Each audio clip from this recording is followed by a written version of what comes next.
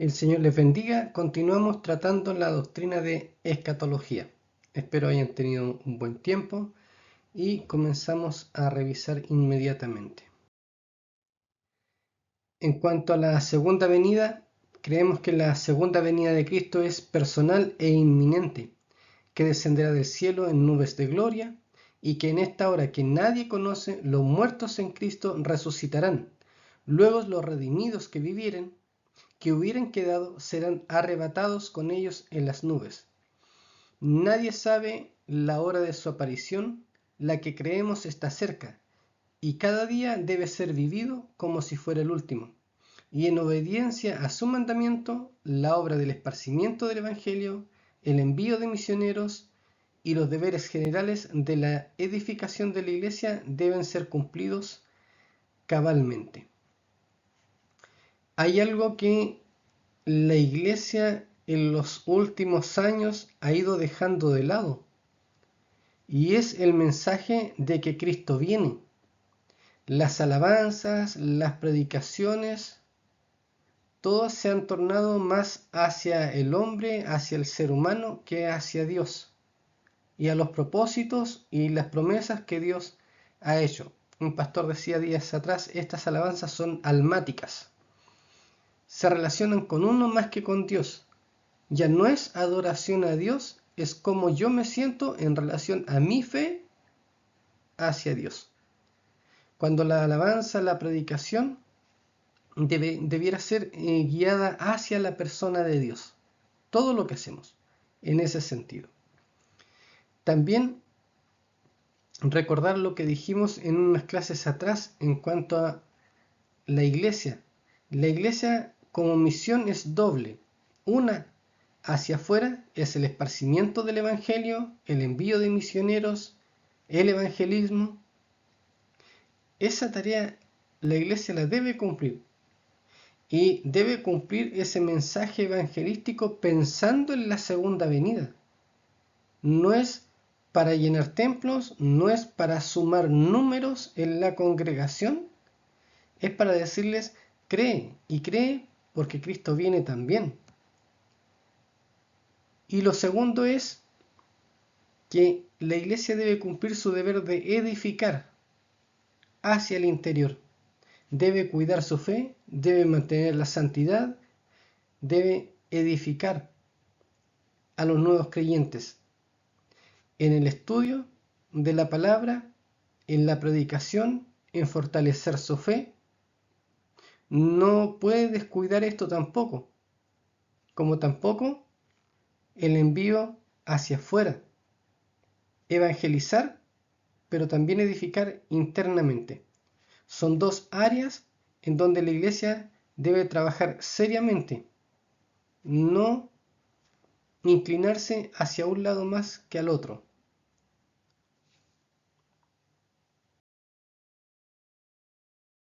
La importancia de la segunda venida provee la motivación para una vida cristiana práctica. La vida cristiana no es una especie de misticismo apartado del mundo. Es una vida que debe ser vivida en sociedad, en medio de toda nuestra realidad de vida, con la familia, en el trabajo, con los amigos, con la esperanza de que Cristo viene. Y esa esperanza provee la motivación para estar dirigidos hacia el amor fraternal. Primera de Tesalonicenses, capítulo 3, versículos 12 y 13 dice lo siguiente: y el Señor os haga crecer y abundar en amor unos para con otros y para con todos, como también lo hacemos nosotros para con vosotros, para que sean afirmados vuestros corazones irreprensibles en santidad delante de Dios nuestro Padre, en la venida de nuestro Señor Jesucristo con todos sus santos. La idea de amar no es amar simplemente de palabra. Dice, sean afirmados vuestros corazones irreprensibles. La idea es poder tener ese amor sincero en la iglesia de Cristo. Provee también La esperanza de la venida del Señor Jesucristo, motivación para vivir en santidad. El desafío es, en Romanos 13, versículos 12 en adelante, dice lo siguiente: la noche está avanzada y se acerca el día. Desechemos, pues, las obras de las tinieblas y vistamos las armas de la luz. Andemos como de día, honestamente, no en glotonerías y borracheras, no en lujurias y lascivias, no en contiendas y envidia, sino vestidos del Señor Jesucristo y no proveáis para los deseos de la carne. La idea es estar concentrados, esforzándonos en hacer esto, no proveer para los deseos de la carne. Cuando somos cristianos, hemos declarado que Jesucristo es Señor. Nuestra vida, no solo la confesión mental de que Él es Dios, sino el entender que la vida práctica se debe vivir para agradar a Dios en todo sentido, entonces no proveemos para el pecado, sino que buscamos los medios también aquí para agradar a Dios. Y no es algo que Él vaya a hacer por nosotros. Pablo dice, la noche está avanzada y se acerca el día. Desechemos, ¿quiénes? Nosotros, los cristianos, pues las obras de las tinieblas. Y seamos conscientes que debemos vestir las armas de la luz. Andar como de día, honestamente. Mantener el testimonio. Vivir en santidad. Pero ese vivir en santidad no es solo porque sí. Es porque hay una esperanza. Y esa esperanza la vemos también en el escrito que Pablo hace en 1 de Tesalonicenses capítulo 5 versículo 23. Y el mismo Dios de paz os santifique por completo, y todo vuestro ser, espíritu, alma y cuerpo, sea guardado irreprensible para la venida de nuestro Señor Jesucristo. Hay esperanza, y en esa esperanza es que nosotros debemos mantener el testimonio y poder decir, sí, yo consagro mi vida, hago esto porque Cristo viene, y viene a buscar a su iglesia. En el libro de Tito, capítulo 2, versículo 11 al 13, dice lo siguiente: porque la gracia de Dios se ha manifestado para salvación a todos los hombres, enseñándonos que, renunciando a la impiedad y a los deseos mundanos, vivamos en este siglo sobria, justa y piadosamente, aguardando la esperanza bienaventurada y la manifestación gloriosa de nuestro gran Dios y Salvador Jesucristo. Si antes Pablo decía que debemos esforzarnos, aquí dice debemos también nosotros renunciar. Es un ejercicio de voluntad, de entrega, para adorar al Dios que nos ha perdonado, que nos ha rescatado, nos ha redimido. Debiera ser suficiente motivación también el tener la esperanza de que Cristo viene como para buscar a aquellos que también deseen su venida. En el libro de Hebreos, capítulo 10, versículo 25, es un pasaje muy conocido, muy citado. Dice lo siguiente: no dejando de congregarnos como algunos tienen por costumbre, sino exhortándonos, y tanto más cuanto veis que aquel día se acerca. Los discípulos en el primer siglo tenían la esperanza de que Cristo viene y viene ahora. Realmente esa debiera ser la esperanza nuestra también. El pensar que Cristo viene ahora y no tener su venida como por tardanza, sino al contrario. Cristo viene ahora, Cristo nos redimió, Cristo nos rescató, Él viene por su iglesia. Entonces, ¿qué debemos hacer? Congregarnos, buscar apoyo, buscar ayuda, exaltar a Dios, reunirnos con aquellos que piensan igual y que quieren adorar a Dios, quieren consagrar su vida, quieren fortalecerse en la congregación también. Que sea, en términos más actuales, esa red de apoyo, en donde ellos pueden alcanzar consejo, pueden alcanzar fortaleza, ayuda y pueden también entregar sus capacidades en beneficio de la iglesia, hacia el interno, pero también externo. Entonces, provee motivación para la fidelidad en el servicio. En 1 de Timoteo, capítulo 4, versículos 13 al 16, dice lo siguiente: Entre tanto que voy, ocúpate en la lectura, la exhortación, la enseñanza. No descuides el don que hay en ti, que te fue dado mediante profecía con la imposición de las manos del presbiterio. Ocúpate en estas cosas, permanece en ellas, para que tu aprovechamiento sea manifiesto a todos. Ten cuidado de ti mismo y de la doctrina, persiste en ello, pues haciendo esto te salvarás a ti mismo y a los que te oyeren. El trabajo que hacemos en la iglesia, por decirlo de alguna manera, o el servicio que hacemos en la iglesia, debe ser hecho de tal forma que sea algo excelente, sin desmerecer que debe ser adoración a Dios. Al contrario, tenemos que tratar de hacerlo bien con nuestras capacidades y bendecir a Dios, bendecir a la iglesia y ser fieles en ese servicio, verdaderos, auténticos. En el libro de 2 de Timoteo, capítulo 4, versículos 1 y 2, dice lo siguiente: Te encarezco delante de Dios y del Señor Jesucristo, que juzgará a los vivos y a los muertos en su manifestación y en su reino, que prediques la palabra, que instes a tiempo y fuera de tiempo, redarguye, reprende, exhorta con toda paciencia y doctrina. No descuides el don de Dios. Predica a tiempo y fuera de tiempo, porque Dios al final trae un juicio. Y ese juicio, aunque para los cristianos no es de condenación, sino de recompensa, se hará igualmente. Entonces, ¿cómo estamos realizando nuestro servicio? ¿Fieles, auténticos, con un corazón agradecido? Y por supuesto, también la esperanza de la segunda venida provee una pasión por las almas. En 1 de Tesalonicenses capítulo 1, versículos 9 y 10 dice lo siguiente: Porque ellos mismos cuentan de nosotros la manera en que nos recibisteis y cómo os convertisteis de los ídolos a Dios para servir al Dios vivo y verdadero y esperar de los cielos a su Hijo, al cual resucitó de los muertos, a Jesús, quien nos libra de la ira venidera.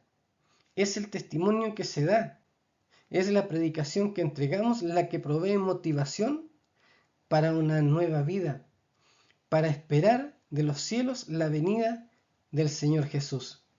Y además provee también la motivación para consolación.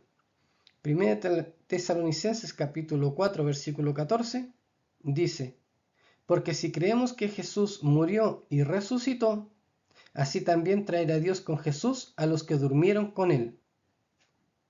Por lo cual os decimos esto en palabra del Señor, que nosotros que vivimos, que habremos quedado hasta la venida del Señor, no precederemos a los que durmieron. Porque el Señor mismo, con voz de mando, con voz de arcángel y con trompeta de Dios, descenderá del cielo. Los muertos en Cristo resucitarán primero. Luego nosotros, los que vivimos, los que hayamos quedado, seremos arrebatados juntamente con ellos en las nubes para recibir al Señor en el aire. Y así estaremos siempre con Él. Por tanto, alentaos los unos a los otros con estas palabras. Creemos en el arrebatamiento de la iglesia y creemos en que Cristo viene, que los muertos en Cristo resucitarán primero y luego nosotros seremos arrebatados. Aguardando la esperanza bienaventurada, la manifestación gloriosa de nuestro gran Dios y Salvador Jesucristo. Ese debe ser la motivación, la esperanza, el acento, la marca de la iglesia en este tiempo. Esperamos la venida del Señor, que manifieste todo su poder y su gracia en ello. y es lo que debe motivar a la iglesia para lo que debe ser la novia que está esperando a su novio y que quiere salir al encuentro de él. Una iglesia que manifiesta amor, santidad, que se congrega, que es fiel en el servicio, que en su centro está la evangelización y por supuesto que sabe consolar y animar a otros. La naturaleza de su venida será literal, personal y visible. Así como la primera venida se cumplieron las profecías relacionadas a él, esas profecías que estaban en el Antiguo Testamento marcadas, indicando al Mesías, así se cumplirá en su segunda venida. Por lo tanto, será una manifestación literal. Él viene y eso será real y además será personal. No es una referencia a otro ser, a otro evento, a alguna otra ocasión que se pudiera interpretar como la segunda venida. No es así, sino que será personal. El mismo que subió será aquel que se verá regresar. En el libro de Hechos, capítulo 1, versículo 11 dice: los cuales les dijeron: varones Galileos, ¿por qué estáis aquí mirando al cielo? Este mismo Jesús que ha sido tomado de vosotros al cielo, así vendrá como le habéis visto ir. Jesús se le dijo a los discípulos: ese que ustedes están viendo que ha ascendido al cielo, Él va a ser el que descienda nuevamente y vendrá por su iglesia. No es otro, no es un reemplazo, no es alguien que se parezca, no es una aparición más. Es Jesús, es el mismo, no otro. Entonces, no debemos confundir pensando que será otro ser, sino que es el mismo Jesús. Él dijo además: en la casa de mi Padre muchas moradas hay, y si así no fuera, yo os lo hubiera dicho. Voy pues a preparar lugar para vosotros. Y si me fuere y os preparare lugar, vendré yo, Jesús, otra vez, y os tomaré a mí mismo, para que donde yo estoy, Jesús, vosotros también estéis.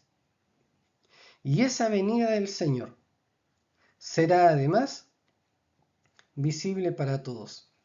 En Apocalipsis capítulo 1 versículo 7 dice: he aquí que viene con las nubes, y todo ojo le verá, y los que le traspasaron, todos los linajes de la tierra, harán lamentación por él. Sí, amén. Todo ojo verá al Señor. Y es algo que va a ser palpable. Toda la creación será conmovida con su regreso. Hay dos aspectos en relación a su venida. Tal como su primera venida se extendió por 30 años aproximadamente, así también su segunda venida tiene diferentes acontecimientos. Nosotros, en la doctrina que tenemos, siendo conservadores y pentecostales, marcamos dos tiempos: el arrebatamiento y la revelación, que, mirando la escala global, toda la historia del ser humano, en realidad es solo un parpadeo. Primero, el arrebatamiento será repentino y llevará a los suyos a las bodas del Cordero. Pasado este tiempo, está la tribulación. Y entonces será el segundo acontecimiento, la revelación. Después de la tribulación habrá otra manifestación, también repentina, pero esta vez visible. Derrotará a sus enemigos y establecerá un reino milenial. Me parece que lo he comentado antes. Escatológicamente nosotros creemos en el arrebatamiento, que habrá una gran tribulación, una segunda venida, literal, presencial, el reino milenial, juicio en el gran trono blanco y luego eternidad, de manera muy reducida. Entonces, tanto el arrebatamiento como la revelación 7 años después es el mismo evento, pero con dos acontecimientos que marcan este tiempo de la venida del Señor. En cuanto al periodo de la tribulación, vamos a notar algunos eventos. El arrebatamiento y la destrucción del enemigo. Segunda de Tesalonicenses, capítulo 2, versículos 1 y luego 7 y 8 dice lo siguiente. Pero con respecto a la venida de nuestro Señor Jesucristo y nuestra reunión con Él, os rogamos, hermanos. Entonces el Señor viene, porque ya está en acción el misterio de la iniquidad, solo que hay quien al presente lo detiene hasta que Él a su vez sea quitado de en medio. Y entonces se manifestará aquel inicuo a quien el Señor matará con el espíritu de su boca y destruirá con el resplandor de su venida. Sabemos que el Señor viene y viene pronto. Y en este tiempo, quien debe estar salando la tierra, purificándola, es la iglesia. Ya está en acción el misterio de iniquidad, la maldad, preparándose para surgir plenamente. Pero solo que hay quien al presente lo detiene. Para algunos han interpretado este pasaje como el Espíritu Santo, pero el Espíritu Santo no puede ser quitado. Él es Dios, tercera persona en la divinidad, por lo tanto es omnipresente, está en todo lugar. Entonces, quien está salando al mundo en este momento es la iglesia. Y la iglesia marca un nivel moral. Es por eso que la iglesia debe ser santa, debe tener un estándar de vida superior al resto del mundo, para que pueda ser luz, para que pueda ser sal. Pero en ese momento del arrebatamiento será quitada. Y entonces se manifestará aquel inicuo, a quien el Señor matará con el espíritu de su boca y destruirá con el resplandor de su venida. Restauración del sacrificio y el pacto con el anticristo. Hay una promesa en un libro profético, escatológico, como es el libro de Daniel. En el capítulo 9, versículo 27, dice lo siguiente. Y por otra semana confirmará el pacto con muchos. A la mitad de la semana hará cesar el sacrificio y la ofrenda. Después, con la muchedumbre de las abominaciones, vendrá el desolador hasta que venga la consumación, y lo que está determinado se derrame sobre el desolador. Juicio de sellos y trompetas, capítulos 6 y 8 de Apocalipsis. En el capítulo 6 de Apocalipsis tenemos los sellos, y los 4 primeros sellos han dado mucho de qué hablar, porque son los 4 jinetes del Apocalipsis. Entonces, una interpretación bastante práctica y tal vez poco hollywoodense en la que comparto con ustedes ahora. Cuando habla en el capítulo 6, versículo 2, dice: y miré aquí un caballo blanco, y el que lo montaba tenía un arco, y le fue dada una corona, y salió venciendo y para vencer.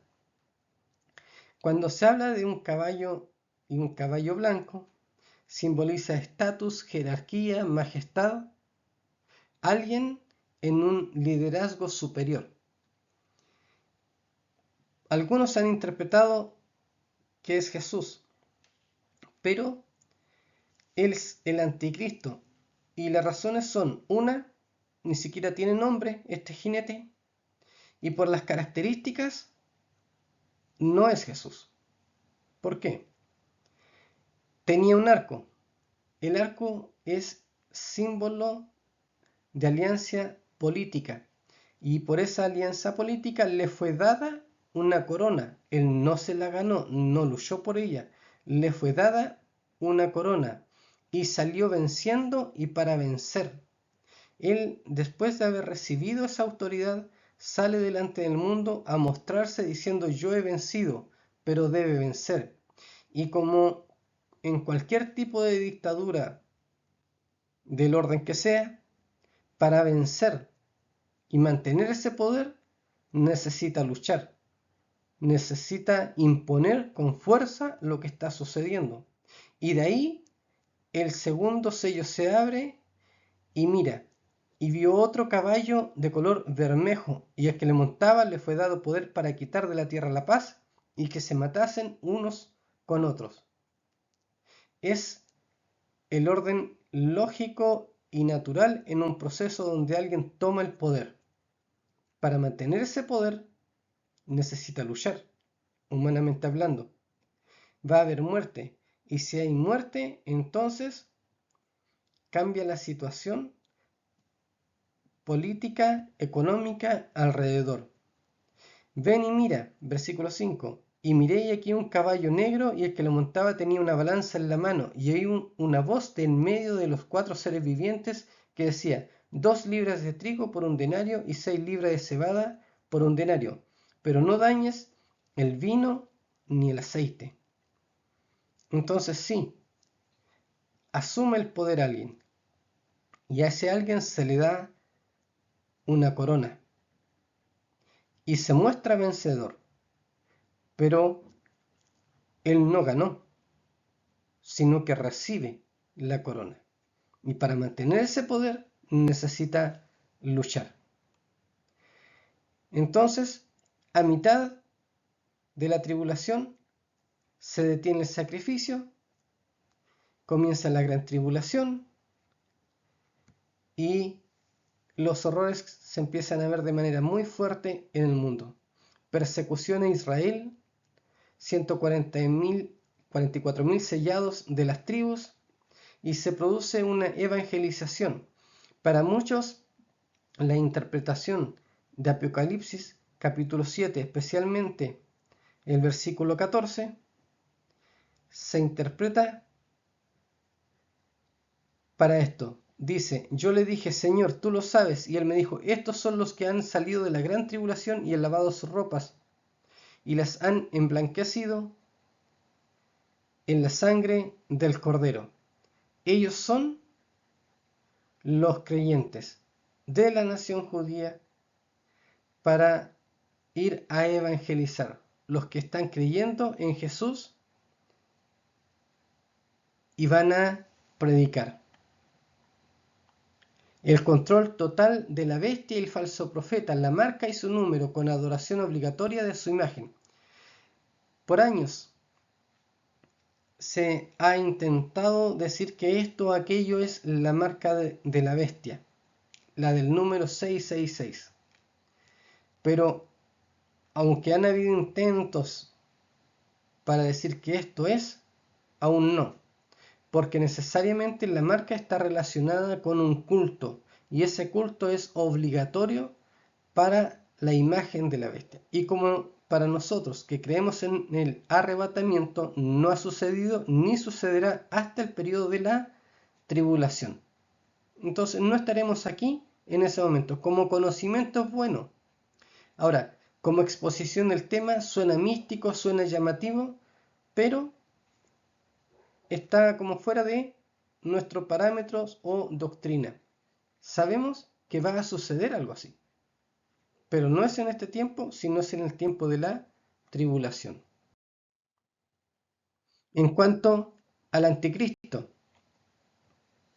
a él se le llama la bestia, el cuerno pequeño, el hombre de pecado, el hijo de perdición, el inicuo, el rey de su voluntad, el pastor insensato. Muchos nombres para identificar a una persona. Sus obras: aparece como agente de paz, luego reclama adoración. Su imagen es la que debe ser adorada, pero finalmente es derrotado por Jesucristo. Aquí, en el capítulo 19, vamos a hacer el siguiente comentario y con eso finalizamos la exposición de hoy. Decíamos que el jinete del capítulo 6 ni siquiera tiene nombre, pero el jinete del capítulo 19 es distinto, es muy distinto, y él es el que se manifiesta en la segunda venida. Dice, entonces vi el cielo abierto. Esto es capítulo 19, versículo 11. Y he aquí un caballo blanco, y el que lo montaba se llamaba, noten que tiene nombre, fiel y verdadero, y con justicia juzga y pelea. Sus ojos eran como llama de fuego, y había en su cabeza muchas diademas, y tenía un nombre escrito que ninguno conocía sino él mismo. Versículo 13. Estaba vestido de una ropa teñida en sangre, y su nombre es el Verbo de Dios. Versículo 16. Y en su vestidura y en su muslo tiene escrito este nombre, Rey de Reyes y Señor de Señores. Él es Jesús, Él venció, Él ganó con su muerte, con sus ropas manchadas en sangre.